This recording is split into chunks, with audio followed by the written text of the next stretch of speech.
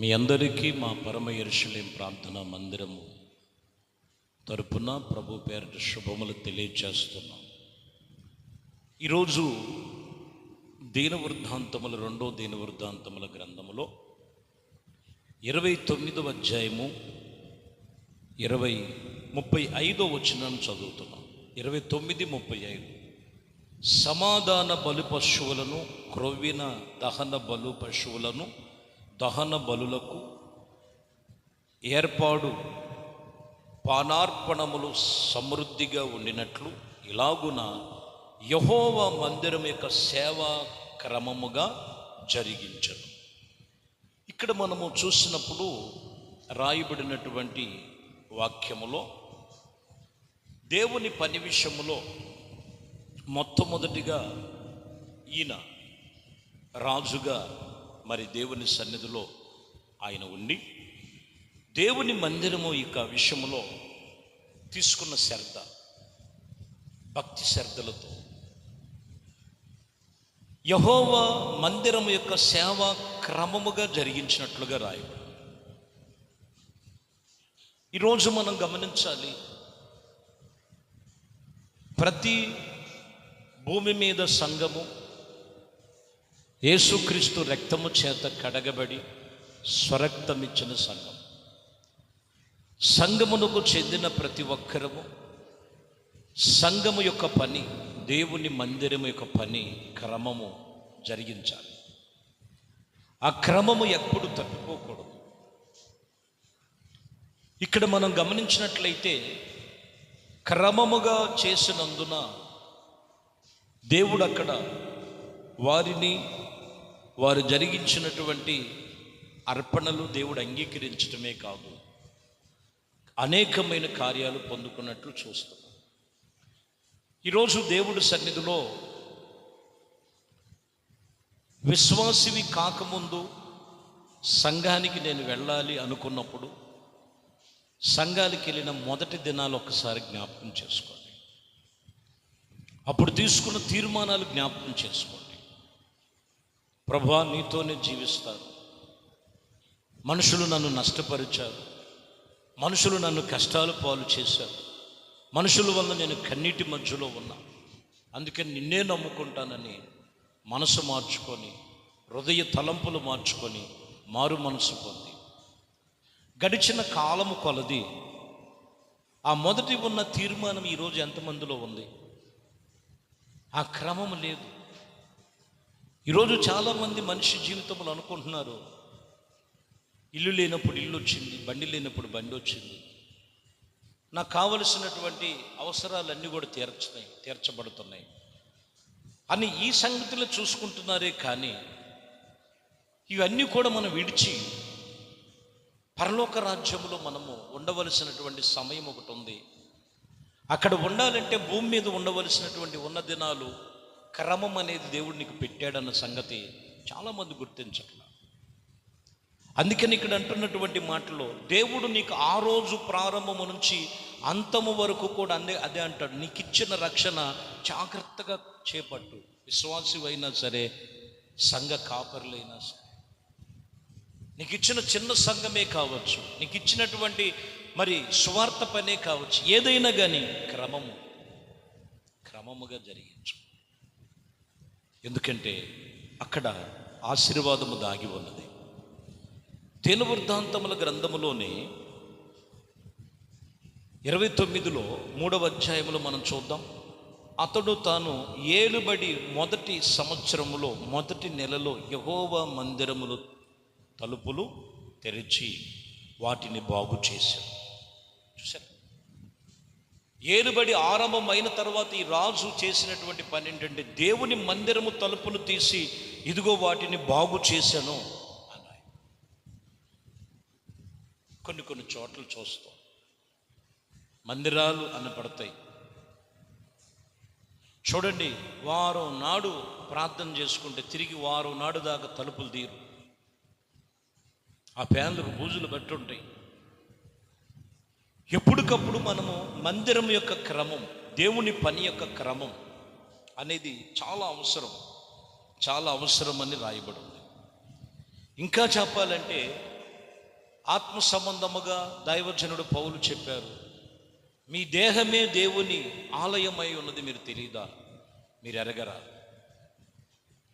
కాబట్టి మీరు మొదటిగా ఏం కలిగి ఉండాలంటే ఆ మందిరమును యొక్క తలుపులు తెరిచి బాగు చేసినట్లుగా ఈ క్రమాన్ని మనము అనుసరించి నడుచుకోవాలి. ఎప్పటికప్పుడు వాక్యము చేత మన హృదయమును బాగు చేసుకొని, వాక్యం అనే స్థానము చేత ఉతక స్థానము చేయబడి, ఇదిగో దేవుని సన్నిధిలో శుద్ధి చేయబడినట్లుగా వాక్యం చెప్తున్నమాట. 29:16 చూద్దాం దీన వృత్తాంతముల గ్రంథములో. ఇదిగో పవిత్రపరచుటకును యాజకులను యెహోవా మందిరము లోపల భాగములోనికి పోయి యెహోవా మందిరమును యొక్క తమకు కనబడిన ఇదిగో దుష్టించిన వస్తువులన్నిటినీ కూడా యెహోవా మందిర ఆవరణములోనికి తీసుకొని రాగా, లేవీలు వాటిని ఎత్తి ఇదిగో క్రిందను పగలగొట్టి పారవేసినట్లుగా రాయి. అప్పటి వరకు మూత వేయబడినటువంటి మందిరం, వాళ్ళ దృష్టి ఉంచితే పనికిరాని వస్తువులన్నీ కనపడుతున్నాయి మందిరంలో. లేవీలను పిలిచి ఆ ఆవరణములోని వారు ప్రవేశించి వారందరూ కూడా వాటినన్నిటినీ ఇదిగో పనికిరానటువంటి వస్తువులన్నిటిని తీసి పారవేసినట్లుగా రాయి. అంటే ఎప్పటికప్పుడు వాక్యం వింటున్నప్పుడు హృదయములో చెత్త చెదారము ఉంచుకోవద్దు. చెత్త చెదారం ఆనంద గృహములో ఆనందపురములో బలురకాశ చెట్లు పెరగకూడదు. ముళ్ళ పొదలు, గచ్చ పొదలు. మనిషి హృదయములో చెడుతను, ప్రేమ చల్లారిపోవటం, మేలు చేసిన వాడిని అప్పుడే మర్చిపోవటం, కీడు తలపెడతాం, దోషణ చేయటం, ఇవి కొన్ని మొలుస్తున్నాయి. వాటిని తీసి పారవేసి కడిగిన హృదయముతో వాక్యము చేత ఉతక స్థానము చేయబడినట్లయితే నీవు వాటి క్రమము చొప్పున నిన్ను నీవు పరిశుద్ధపరుచుకున్న వ్యక్తిగా నీవు నిలిచి ఉంటావని వాక్యం చెప్తున్నమాట. అలాగే 29:27 మనం చూస్తే, బలిపీఠం మీద దహన బలులు అర్పించుచూ ఉండెను. హిజ్కియా ఆజ్ఞాపించిన దహన బలులు అర్పించి ఇదిగో ఆరంభింపటకు బోరలు ఊదుతూ ఉండగా, ఇజ్రాయేలు రాజు అయినటువంటి దావీదు చేసిన వాయిద్యములను వాయించుటకును యెహోవా స్తుతిగానాలు ఆరంభించినట్లుగా రాయబడి ఉంది. యెహోవాకు స్తుతిగానాలు ఇదిగో ఆరంభించినట్లుగా రాయబడి. ఏం చేశారంటే ఇక్కడ మనం చూస్తే అక్కడి నుంచి దహన బలులు అర్పించటం, అక్కడి నుంచి దేవుని స్తుతించటం, అక్కడి నుంచి గాన ప్రతిగానాలు చేస్తూ దావీదు వలె ఇదిగో దేవుని సన్నిధిలో వాయిద్యములు వాయిస్తూ ప్రభుని స్తుతిస్తూ స్తుతి ఆరాధనతో దేవుని నామాన్ని ఘనపరిచినట్లుగా రాయబడి. ఇంకా 30వ వచనంలో చూస్తే రాయబడి ఉన్నటువంటి మాటలు, దావీదు దర్శించినటువంటి ఆసాబు రసించినటువంటి ఇదిగో ఆ ప్రతి విషయములో యెహోవాను స్తుతించుడి, రాజైన హిజ్కియాను అధిపతులను లేవీయులను ఆజ్ఞాపించగా వారు సంతోషముతో స్తోత్రములు పాడుతూ తల వంచి ఆరాధన చేయటం ప్రారంభించారు. చూడండి, దేవుని సన్నిధిలో వీరందరూ కూడా అలాగున ఆరాధన చేయటం క్రమం చేశారు. అప్పటి వరకు క్రమం తప్పిపోయిన తర్వాత మందిరము శిథిలమైపోయింది, మందిరము మూతబడిపోయింది, మందిరములో నానా విధమైనటువంటి చెత్త చెదారం పెరిగిపోయింది. హిజ్కియా ఎప్పుడైతే ఆ మందిరము తలుపులు తీశాడు, వాటిని తీసివేశాడు, ఇదిగో వాటిని శుద్ధి చేశాడు, బలిపీఠము మీద బలులు అర్పించారు, స్తుతిగానాలు చేశారు, ఆరాధన చేయటం ప్రారంభించారు. దేవుని మహిమ తిరిగి మరలా వారు పొందుకున్నట్లుగా రాయబడి ఉన్నది. ఇదంతా కూడా క్రమముగా జరిగినట్లుగా రాయబడి ఉన్నది.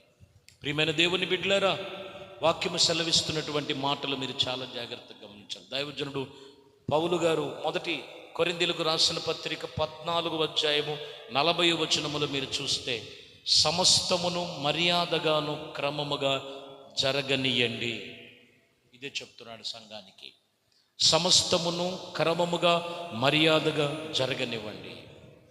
అదే దేవుడు మనకిచ్చినటువంటి గొప్ప ధన్యత, అని వాక్యము చెప్తున్న మాట. కాబట్టి ప్రియమైన దేవుని బిడ్డలారా, ఈరోజు మనము దేవుని సన్నిధిలో ఆత్మ సంబంధమైన విషయములో జాగరూకులుగా మనము నడుచుకొని ప్రభు చేసినటువంటి చెప్పినటువంటి క్రమము చొప్పున సమస్తమును మనము నడుచుకోవాలి. అట్టి కృపలో దేవుడు మనందరికీ ఆయన కృపలో మీరు గమనించి ఏ స్థితిలో ఏ పరిస్థితుల మధ్యలో నీవు క్రమం తప్పిపోయావో, ఇదిగో నీ హృదయమును శుద్ధి చేసుకొని అట్టి క్రమము చొప్పున, అట్టి స్తుతియాగము చొప్పున, అట్టి దేవుని సన్నిధిలో చివరిగా చెప్తున్న మాట, సమస్తమును మర్యాదగా క్రమముగా దేవుడు పని, దేవుడి సన్నిధి, దేవుని సంఘములో, దేవునితో సహవాసములో, దేవుని యందు విశ్వాసముతో సమస్తమును క్రమముగా జరిగించండి. ఆత్మ సంబంధమైన ప్రతి మేలులు అక్కడే నీకు లభించును. దేవుడు కృప మీ అందరికీ తోడయుండి నడిపించునుగాక. ప్రార్థన. మహాపరిశుద్ధుడా, ప్రేమ స్వరూపి, సమస్తమును మీ మందిరం యొక్క క్రమం విషయములో హిజ్కియా రాసినటువంటి మాటలలో దినవృత్తాంతములలో నుండి మాతో మాట్లాడి ఉన్నారు. మందిరమును కెలుతున్నవారు, మందిరములో అప్పగించిన యాజకులను మీ చేతులకు అప్పగిస్తున్నాం.